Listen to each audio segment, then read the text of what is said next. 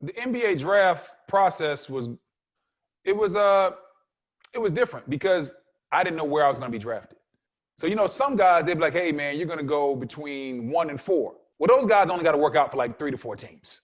Right. I was hearing like, listen, I might go as high as 8, as low as like 18. So that means I got to work out for everybody. So like my draft process, and you've been through this, it was almost like I was just going city to city working out. Like I would train in Chapel Hill, or I'd go up to DC with the trainer that I had at the point. Boom, then I'd fly to Seattle and work out. I'd come back for a couple of days, boom, I'd fly right back out, and I'd be working out for another team and this team and that team. So it was a lot of different individual workouts. And then I thought I did pretty well. And I get to draft night, and I have a good feeling, but the night was weird. Because I'd had great workouts in Detroit. And Joe Dumars had made me a promise. He said, listen, if Rodney White's not on the board, we're taking you. But he's supposed to be gone way before you. Rodney White played at UNC Charlotte, 6'8" forward. Yeah, he was dynamic. I'm like, cool. We get to the 8th pick. Rodney White's there because Pau Gasol had jumped everybody and went like number 2 or 3. And nobody thought Pau Gasol was going that high. So now Rodney White's there, so I don't go 8. I'm like, cool, because Seattle likes me.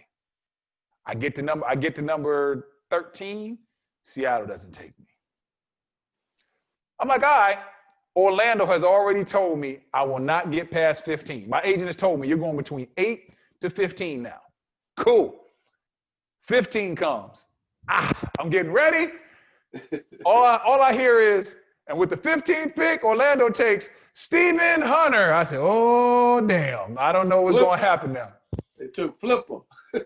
Yeah, and so now my draft night goes from being an incredible night to now being scary. I hadn't worked out for a lot of these teams outside of 15. The only team I worked out for outside the top 15 was Houston. And then Houston came, and I forgot. I think they took Jason Collier. And rest in peace, Jason Collier. And so I was like, man. I remember telling my boy, I was like, yo, Doug, I don't know what's going to happen. I haven't worked out for the rest of these teams. And I'm thinking in my head, because remember the previous year, Rashard Lewis had been left in the draft room. He was crying. I'm like, man, I don't want to be out here like Rashard Lewis was. Man, I was worried. And the next thing you know, out of nowhere, with the 20th pick, the team I never worked out for, the Cleveland Cavaliers, just drafted me. And on draft night, if you're in the green room, the camera comes towards you. So the camera comes towards me. I'm like, I didn't even know who was on the clock. I was like, once that camera came towards me, I was like, thank you, Lord, I'm up out of here.